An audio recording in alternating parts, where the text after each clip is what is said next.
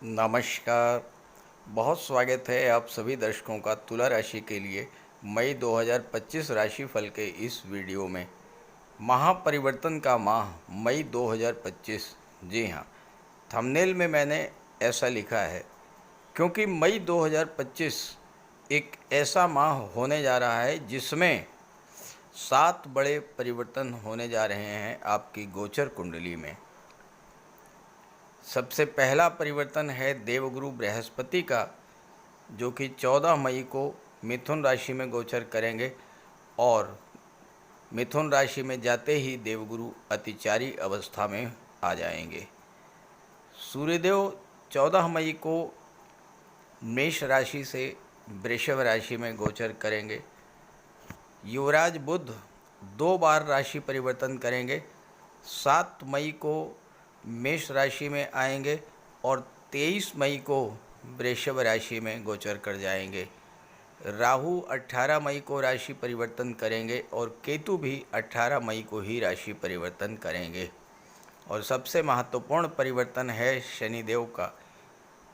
शनिदेव अपने ही नक्षत्र उत्तरा भाद्रपद में गोचर करेंगे। तो इतने बड़े पैमाने पर जो परिवर्तन हो रहा है ग्रहों का, इसका क्या प्रभाव पड़ेगा आपके स्वास्थ्य पर, आपकी आर्थिक स्थिति पर, प्रेम प्यार, दाम्पत्य सुख, विवाह, नौकरी, रोजगार, कैरियर, व्यापार, इन सब पर इन परिवर्तनों का क्या प्रभाव पड़ेगा, इन्हीं सब बातों पर विश्लेषण करेंगे इस वीडियो में। ये विश्लेषण आपकी चंद्र राशि के आधार पर किया जा रहा है। तो ये है तुला राशि के जातकों की कुंडली। आपके लग्न के स्वामी हैं दैत्य गुरु शुक्र, जो कि कुंडली के 6ठे भाव में शनि के साथ अपनी उच्च की राशि में गोचर कर रहे हैं। शनि अपने ही नक्षत्र उत्तरा भाद्रपद में गोचर कर रहे हैं। सूर्य का गोचर 7वें भाव में है। 14 मई को सूर्य अष्टम में आ जाएंगे। बुध का गोचर भी 7वें भाव में है और 23 मई को बुध अष्टम में आ जाएंगे। देवगुरु भाग्य भाव में 14 मई को आएंगे और या आते ही यहाँ पर अतिचारी अवस्था में गोचर करेंगे। मंगल दशम भाव में है अपनी नीच की राशि कर्क राशि में। राहु 18 मई को पंचम भाव में आएंगे और केतु 18 मई को लाभ के भाव में गोचर करेंगे। ये तो है ग्रह स्थितियाँ। अब आइए चर्चा करते हैं एक एक बिंदु पर विस्तार से। किसी भी जातक की कुंडली में सबसे महत्वपूर्ण स्थान होता है लग्नेश का और भाग्येश का। और अगर लग्नेश और भाग्येश दोनों एक दूसरे के मित्र हुए तो कुंडली बेहद मजबूत हो जाती है। और आपकी कुंडली में लग्नेश हैं दैत्य गुरु शुक्र और भाग्येश हैं युवराज बुध। शुक्र और बुध दोनों ही एक दूसरे के परम मित्र हैं। ऐसे में तुला राशि के जातकों के लिए भाग्य का साथ तो निरंतर मिलता ही रहता है। सबसे पहले लग्नेश की बात करें तो शुक्र आपकी कुंडली में 6ठे भाव में अपनी उच्च की राशि में है और विपरीत राजयोग भी बना रहे हैं, क्योंकि 8वें भाव के स्वामी होकर के 6ठे भाव में गोचर कर रहे हैं और शुक्र की दृष्टि कुंडली के 12वें भाव पर पड़ रही है। यहाँ पर शुक्र का सबसे बड़ा जो प्रभाव होगा वो ये होगा कि आपकी आर्थिक स्थिति में ज़बरदस्त सुधार देखने को मिलेगा। शुक्र धन के कारक होते हैं, 12वें भाव पर दृष्टि डाल रहे हैं तो विदेशों से धन की प्राप्ति होगी, विदेश यात्राओं का योग बनेगा, हवाई यात्राओं का योग बनेगा। और शुक्र शनि के साथ हैं, शनि 4थे भाव के स्वामी हैं, तो शुक्र आपके घर को सुख सुविधा के साधनों से भरेंगे इस गोचर काल में, मई के महीने में, क्योंकि शुक्र 31 मई तक आपके कुंडली के 6ठे भाव में गोचर करेंगे। आप अपने घर का डेकोरेशन करा सकते हैं, घर में सुख सुविधा के साधन बढ़ेंगे, घर का माहौल शांत रहेगा। और तुला राशि के जातक अभी तक शनि की पनौती से पीड़ित थे, शनि की पनौती जन जो कष्ट आपको मिल रहे थे, उन कष्टों से इस गोचर काल में ज़बरदस्त राहत मिलने जा रही है आपको। शुक्र प्रेम के ग्रह हैं और छठा भाव जो है शत्रुता का होता है। शुक्र जब छठे भाव में गोचर करते हैं तो शत्रु स्वतः आपके सामने आपके व्यवहार, आपकी वाणी के वशीभूत होकर के आपके नतमस्तक होते हैं। और ये वो समय होगा कि अगर किसी जातक के जीवन में कोई कोर्ट कचहरी की समस्या चल रही थी, उस समस्या से भी राहत मिलेगी और स्वास्थ्य में सुधार देखने को मिलेगा। तुला राशि के भाग्येश हैं युवराज बुध, और बुध व्यापार के कारक हैं और सप्तम भाव में गोचर कर रहे हैं, जो व्यापार का ही भाव होता है। बुध भाग्य भाव के स्वामी तो हैं ही, विदेश भाव के भी स्वामी हैं। उन बिजनेसमैन के लिए जो विदेशों से व्यापारिक संबंध रखते हैं, बुध का ये गोचर बेहद अनुकूल फल देने वाला है। विदेशी व्यापार में वृद्धि होगी, विदेशों से धन की प्राप्ति होगी, और चूंकि सूर्य के साथ हैं तो सूर्य आपके व्यापार व्यवसाय को चमका देंगे, नई ऊर्जा आपके अंदर सृजित करेंगे। आपकी निर्णय क्षमता, बौद्धिक क्षमता वृद्धि होगी, बढ़ेगी, और इस समय आपको नए नए और बेहद सपोर्टिव नेचर के बिजनेस पार्टनर भी मिलेंगे, और विदेशों से कोई बड़ी डील मिल सकती है। विदेशों से नए नए कॉन्ट्रैक्ट्स होंगे और विदेश में रुका हुआ पैसा भी आपको प्राप्त होगा। 23 मई को बुध 8वें भाव में आ जाएंगे और सूर्य के साथ एक बार फिर से बुधादित्य राजयोग बनेगा। सूर्य एकादश भाव के स्वामी हैं। जब भी 11वें भाव का संबंध अष्टम भाव से बनता है तो आकस्मिक धन लाभ का योग बनता है। आपका कोई डूबा हुआ पैसा इस समय मिल सकता है, साथ ही साथ आकस्मिक रूप से कोई ऐसा पैसा मिल सकता है जिसके बारे में आपने कल्पना भी ना की हो, सोचा भी ना हो। ऐसा पैसा इंश्योरेंस से मिल सकता है, मार्केटिंग से मिल सकता है, प्रॉपर्टी की कोई बड़ी डील आपको मिल सकती है, उससे पैसा मिल सकता है। आकस्मिक धन लाभ का योग बनेगा आने वाले 1 माह तक।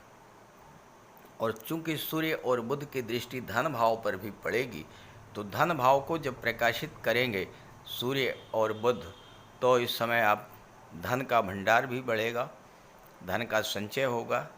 सबसे बड़ी बात यह है कि शनि की पनौती के कारण जिस आर्थिक संकट से अभी तक आप गुजरे हैं, उस आर्थिक संकट से आपको बहुत बड़ी राहत मिलने जा रही है सूर्य और बुध के इस गोचर काल में। चूँकि आपकी इनकम भी बढ़ेगी और धन का संचय भी बढ़ेगा, विदेशों से भी धन का लाभ होगा, आपका फ्रेंड सर्किल बढ़ेगा, आपको मित्रों के माध्यम से भी लाभ होगा।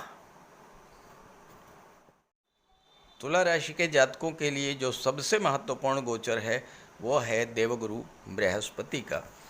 देवगुरु बृहस्पति 14 मई को भाग्य के भाव में आएंगे और अतिचारी अवस्था में गोचर करेंगे।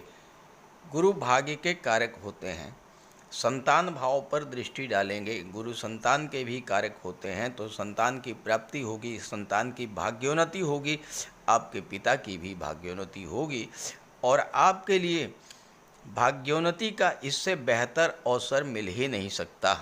और जब भाग्य साथ देगा तो आपके सभी कार्य आसानी से पूरे होंगे।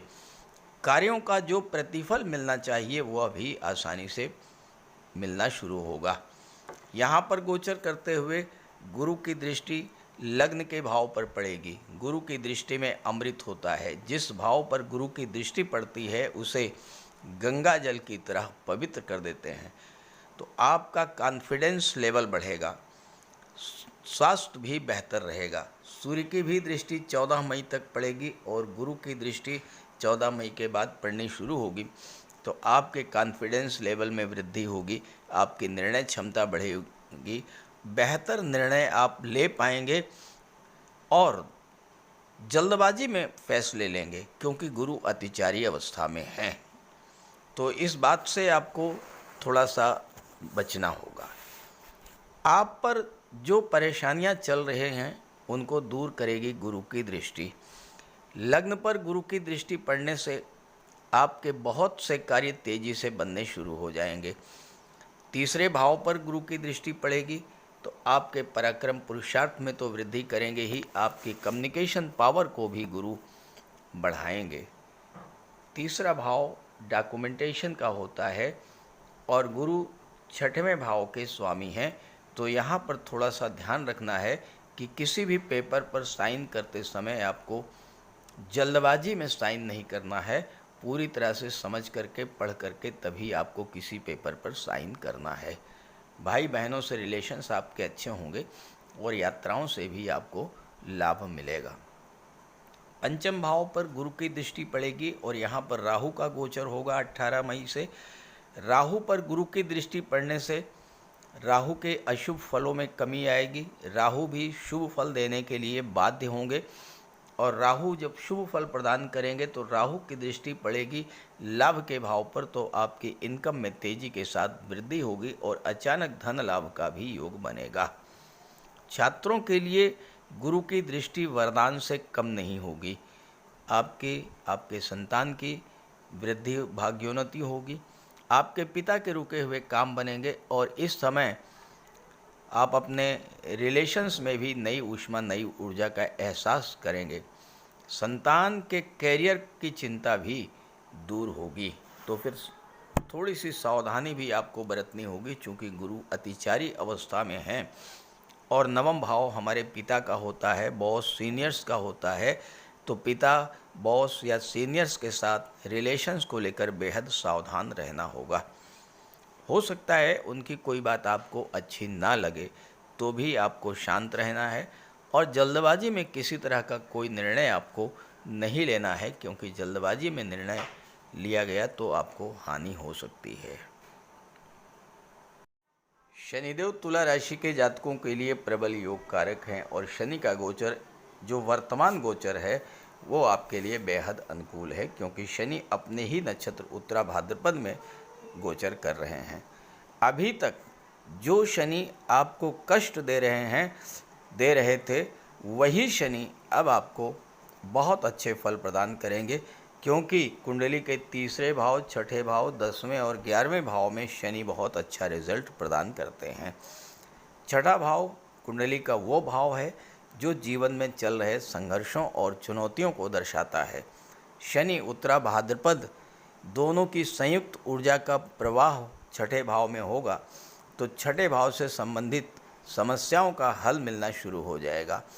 आपके जीवन की वो रुकावटें, वो विघ्न बाधाएं जो आपका रास्ता रोककर खड़ी थी और आप आगे नहीं बढ़ पा रहे थे, शनि और उत्तरा भाद्रपद के प्रभाव से अब आप उन बाधाओं को पार करते हुए जीवन में आगे बढ़ेंगे। आपके जीवन में जो संघर्ष, जो चुनौतियां आपको आगे नहीं बढ़ने दे रही थीं, शनि और उत्तरा भाद्रपद और शुक्र का ये कॉम्बिनेशन उन चुनौतियों, उन संघर्षों को समाप्त करके आपको सफलता के द्वार तक ले करके जाएगा। आप चाहे नौकरी कर रहे हो, चाहे व्यापार कर रहे हो, चाहे आप प्रोफेशनल हो, हाउसवाइफ हैं, सीनियर सिटीजन हैं, कोई भी कार्य आप कर रहे हो, आपके कर्म क्षेत्र से संबंधित सभी विघ्न बाधाओं और रुकावटों को दूर करने वाला होगा शनि का ये गोचर। स्वास्थ्य संबंधी समस्याएं भी समाप्त होंगी। कर्ज संबंधी या कोर्ट कचहरी संबंधी जो मैटर्स आपके जीवन में चल रहे थे उनका समाधान मिलना शुरू होगा। जो छात्र हैं उनको ये कॉम्बिनेशन कुछ ऐसे अनकन्वेंशनल और यूनिक आइडियाज़ देगा जिसको इम्प्लीमेंट करके वो सफलता अर्जित करेंगे। मंगल आपकी कुंडली में दशम भाव में है और दशम भाव में मंगल कुल दीपक राजयोग बनाते हैं और 14 मई तक सूर्य के प्रभाव से मंगल का नीच भंग होगा और यहाँ मंगल नीच भंग राजयोग बनाएंगे। तो आपके कैरियर और प्रोफेशन के लिए, साथ ही साथ बिजनेस के लिए भी मंगल का गोचर बेहद अनुकूल है, क्योंकि मंगल धन भाव के स्वामी होकर के दशम भाव में गोचर कर रहे हैं। तो आपको आपके कार्य क्षेत्र से धन की प्राप्ति होगी, आपके व्यापार व्यवसाय से आपको धन की प्राप्ति होगी, जीवन साथी के माध्यम से, बिजनेस पार्टनर के माध्यम से धन की प्राप्ति होगी, विवाह के बाद धन की प्राप्ति होगी, परिवार का सहयोग मिलेगा और जो लोग किसी भी तरह के फैमिली बिजनेस में हैं उनके लिए भी मंगल का गोचर बेहद अनुकूल है। बस ध्यान ये रखना है कि चूंकि मंगल धन भाव के स्वामी है, दूसरा भाव वाणी का भाव होता है, तो आपको अपनी वाणी पर विशेष नियंत्रण रखना पड़ेगा। क्रोध, उग्रता और जल्दबाजी से बच करके चलना होगा। तो आपके लिए मई का महीना विशेष उपलब्धियों भरा होने जा रहा है। इस गोचर का लाभ उठाइए और ये वीडियो, ये जानकारी अपने साथियों, मित्रों को भी ज़रूर शेयर कीजिएगा। नमस्कार।